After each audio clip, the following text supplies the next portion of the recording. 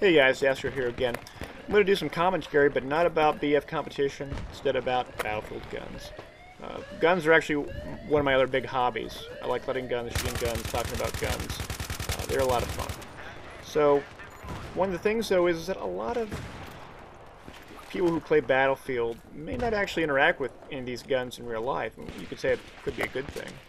We're all glad we don't live in war zones, but at the same time, a lot of these guns are accessible in the U.S. and you can buy them and shoot them and have a great time doing it.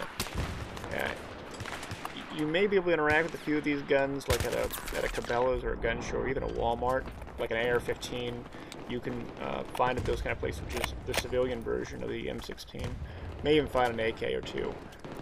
But in this case, I decided to showcase the RPK-74. The RPK-74 is the first gun utilized by the support class for the Russian Federation. It is a derivative of the AK-74, which is the first gun for the assault class on Russian Federation Battlefield 3. With this gun, it's supposed to be a light machine gun variant. Now, granted, my gun is not a machine gun; it's a semi-automatic rifle, but it does have a bipod, and you'll notice the bipod is a little bit different than what you see in game. It doesn't have springs or anything of that nature. It's much longer and thicker. It has one spring to keep it in place, but nothing similar to what you see in game. And I'm just going to prone out and I'm going to do some shooting. I'm shooting at some 3 and 5 inch targets at roughly 30 meters out maybe. And these targets are called jumping jacks because once you hit them, they will flail around and you can, and they'll also make a nice pinging noise. And when I'm shooting these targets which are made out of steel, they're a lot of fun. If you've gone shooting and have never shot steel before, you have not experienced target shooting until you've shot steel. It's really a lot of fun. I got a jam in the gun, bad cartridge. Oh well, throw it away. And put another magazine in. This receiver's a bit tight, but that's okay. I'm eventually gonna get it in there. And hold back, slide back, and get ready to fire out a few shots again. And the camera actually shakes around as I'm firing, in part because of that recoil hitting my shoulder.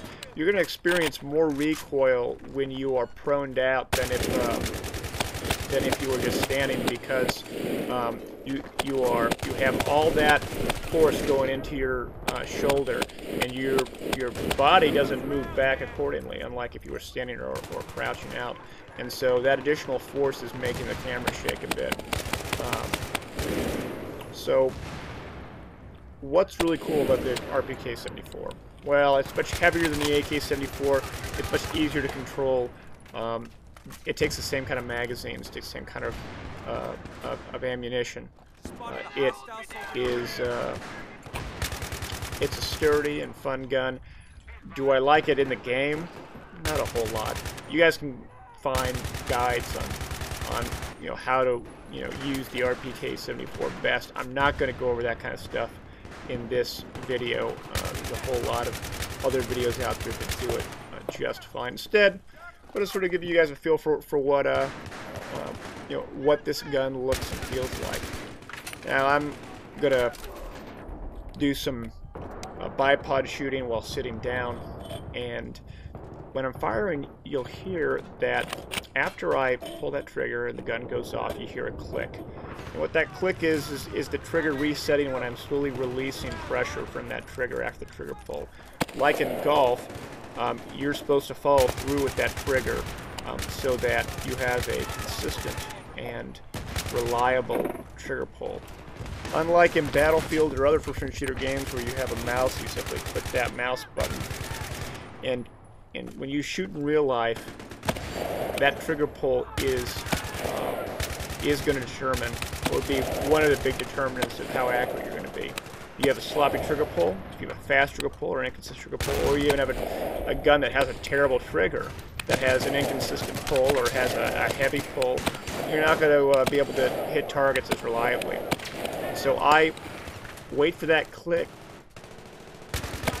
And when I wait for that click and I hear it, I know that I just need to pull a little bit of pressure on that trigger, like a pound or two at the most. And that trigger is going to go off again. And so it's pretty neat when you actually can reliably hit very small targets. Even 30 millimeters is not that much of a range when shooting, but it's still fun to hear that steel go off.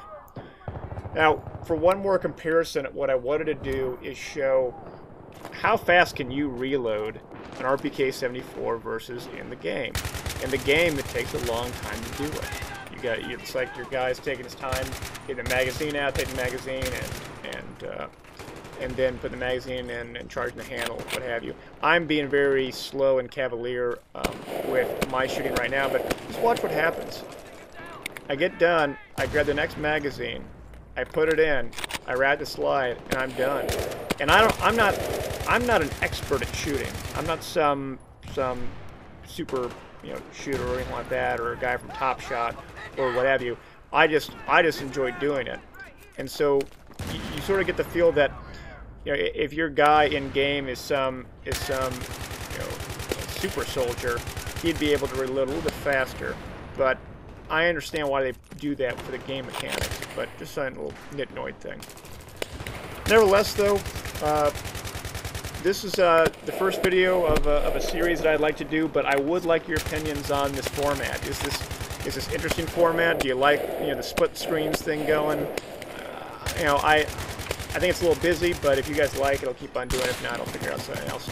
Nevertheless, though, I would thank you guys for watching, and leave any comments or any suggestions on how I can improve this, and until next time, you guys have a good one.